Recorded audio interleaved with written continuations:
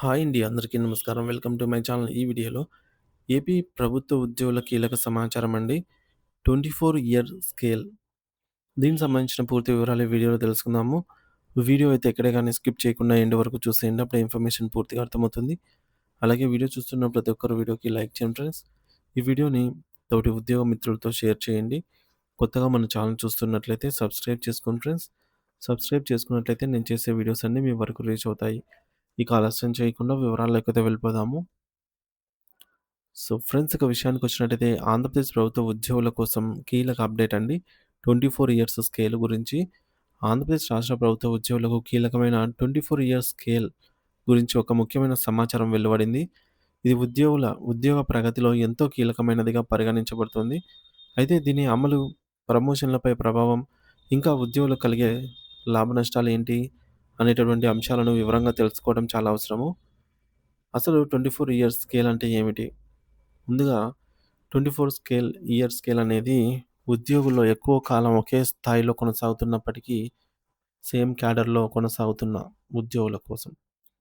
వారికి ప్రభుత్వం అందించే ప్రత్యేక ఇంక్రిమెంట్‌నే మనము స్కేల్ అంటాము. ఇది ఉద్యోగుల వేతన పెరుగు దిశలో పడటంతో పాటు పదోన్నతులు పొందకపోయినప్పటికీ కొంత మేరకు జీతం పెరిగేలాగా చేస్తుంది. అయితే దీనిని ఎవరు పొందవచ్చు అంటే, ఈ యొక్క 24 సంవత్సరాల పూర్తయిన ఉద్యోగులు పొందవచ్చు. అర్హులుగా ఉంటారు. సర్వీస్‌లో నిరంతరంగా కొనసాగిన వారు, డిపార్ట్‌మెంటల్ పరీక్షల్లో అర్హత సాధించిన వారు కూడా ఈ యొక్క స్కేల్‌కి అర్హులు అన్నమాట.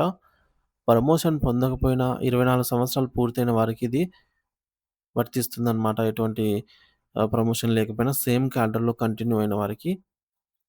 మరి పదోన్నతిపై దీని ప్రభావం ఎలా ఉంటుంది అంటే, 24 ఇయర్స్ స్కేల్ తీసుకున్న తర్వాత ఉద్యోగికి ప్రమోషన్ రాగానే కొన్ని సమస్యలు తలెత్తుతాయి. ముఖ్యంగా పదోన్నతి పొందినప్పుడు వచ్చేటటువంటి 2 సార్ల ఇంక్రిమెంట్లు 24 ఇయర్స్ స్కేల్ తీసుకున్న వారికైతే ఇది లభించవు. 2 అడిషనల్ ఇంక్రిమెంట్స్ వారికి. ఇక ఒక ఉదాహరణతో తెలుసుకుందాము. ఒక ఉద్యోగి అనుకోండి. 24 ఇయర్స్ స్కేల్ తీసుకున్నాడనుకుందాము. పదోన్నతి వచ్చినప్పుడు అతనికి ఒకే ఒక్క ఇంక్రిమెంట్ లభిస్తుంది. ఇంకో ఉద్యోగి బి అనుకుందాము. 24 ఇయర్స్ స్కేల్ తీసుకోలేదు. అతనికి పదోన్నతి వచ్చినప్పుడు 2 ఇంక్రిమెంట్‌లయితే లభిస్తాయి. ఇది వ్యత్యాసం అన్నమాట. ఇంక్రిమెంట్ 24 ఇయర్స్ స్కేల్ ఆహ్, తీసుకుంటే ఏమవుతుంది? తీసుకోకుంటే ఏమవుతుంది? అంటే మళ్ళీ 24 ఇయర్స్ స్కేల్ తీసుకోవడం వల్ల కొన్ని నష్టాలు గూడా ఉంటాయండి. అసలు దీన్ని ఎవరు తీసుకోవచ్చు? ఎవరు తీసుకోకూడదు? ఏ సందర్భాల్లో తీసుకోవాలి? అనేది గూడా చూద్దాము. సో, ఈ యొక్క 24 ఇయర్స్ స్కేల్ తీసుకోవడం వల్ల నష్టాలు కూడా ఉంటాయి కాబట్టి, ఉద్యోగులు దీన్ని తీసుకోవాలా? వద్దా? అనేది సర్వీసు దశను బట్టి నిర్ణయించుకోవాలి. అదెలానో ఇప్పుడు చూద్దాము. 2000 డీఎస్సీ టీచర్లకు ముఖ్యమైన అప్డేట్ అండి. 2000 ఇయర్‌లో డీఎస్సీ బ్యాచ్‌లో ఉద్యోగంలో చేరినటువంటి టీచర్లకు 2024లో 24 ఇయర్స్ స్కేల్ తీసుకునే అవకాశం ఉంది. దీనివల్ల వారికి జీతంలో ఒక ప్రత్యేక ఇంక్రిమెంట్ అనేది వస్తుంది. అయితే పదోన్నతి అవకాశాలు ఉన్నవారు దీని గురించి ఆలోచించి నిర్ణయం తీసుకోవాలి.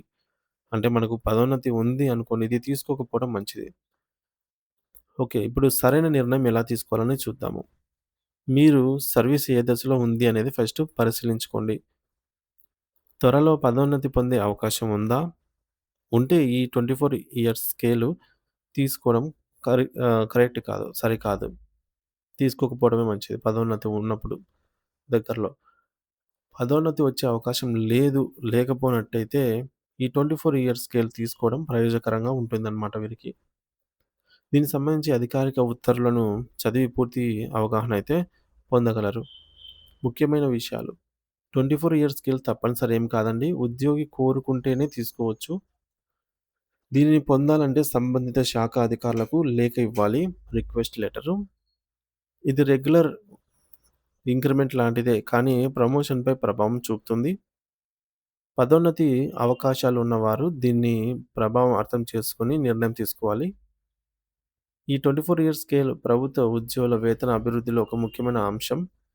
కానీ దీని లాభనష్టాలు ఉద్యోగుల పరిస్థితిని బట్టి మారతాయి కాబట్టి దీని గురించి పూర్తి అవగాహన పొంది ఆ తర్వాత సరైన నిర్ణయం తీసుకోవడమే మేలనేదిగా అయితే నిపుణులు చెప్తూ ఉన్నారు.